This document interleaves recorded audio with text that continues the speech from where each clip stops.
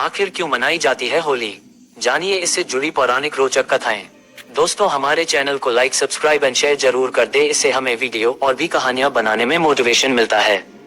होली वसंतोत्सव के रूप में फाल्गुन मास की पूर्णिमा के दिन मनाई जाती है। ये दिन सतयुग में विष्णु भक्ति का प्रतिफल के रूप में सबसे अधिक महत्वपूर्ण दिनों में से माना जाता है। होली हिंदुओं का सांस्कृतिक, धार्मिक और पारंपरिक त्योहार है। सनातन धर्म में प्रत्येक मास की पूर्णिमा का बड़ा ही महत्व है और यह किसी न किसी उत्सव के रूप में मनाई जाती है। उत्सव के इसी क्रम में होली वसंतोत्सव के रूप में फाल्गुन मास की पूर्णिमा के दिन मनाई जाती है। ये दिन सतयुग में विष्णु भक्ति का प्रतिफल के रूप में सबसे अधिक महत्वपूर्ण दिनों में से माना जाता है। भक्त प्रहलाद से जुड़ी है कथा। हिंदू धर्म के अनुसार होलिका दहन मुख्य रूप से भक्त प्रहलाद की याद में किया जाता है। भक्त प्रहलाद राक्षस कुल में जन्मे थे, परंतु वे भगवान नारायण के अनन्य भक्त थे। उनके पिता हिरण्यकश्यप को उनकी ईश्वर भक्ति अच्छी नहीं लगती थी, इसलिए हिरण्यकश्यप ने प्रहलाद को अनेकों प्रकार के जघन्य कष्ट दिए। उनकी बुआ होलिका, जिसको ऐसा वस्त्र वरदान में मिला हुआ था जिसको पहनकर आग में बैठने से उसे आग नहीं जला सकती थी। होलिका भक्त प्रहलाद को मारने के लिए वह वस्त्र पहनकर उन्हें गोद में लेकर आग में बैठ गई। भक्त प्रहलाद की विष्णु भक्ति के फलस्वरूप होलिका जल गई और प्रहलाद का बाल भी बांका नहीं हुआ।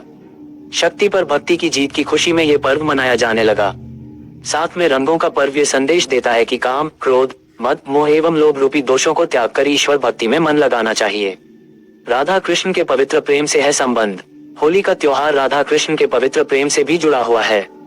पौराणिक समय में श्री कृष्ण और राधा की बरसाने की होली के साथ ही होली के उत्सव की शुरुआत हुई।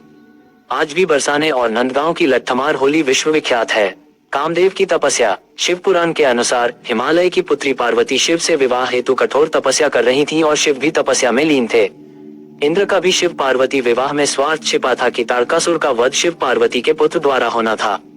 इसी वजह से इंद्र आदि देवताओं ने कामदेव को शिव जी की तपस्या भंग करने भेजा। भगवान शिव की समाधि को भंग करने के लिए कामदेव ने शिव पर अपने पुष्प वाण से प्रहार किया था।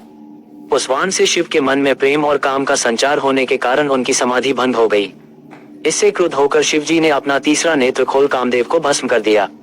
शिव जी की तपस्या भंग होने के बाद देवताओं ने शिव जी को पार्वती से विवाह के लिए राजी कर लिया।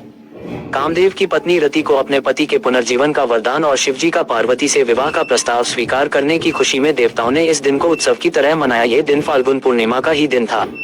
इस प्रसंग के आधार पर काम की भावना को प्रतीकात्मक रूप से जलाकर सच्चे प्रेम की विजय का उत्सव मनाया जाता है।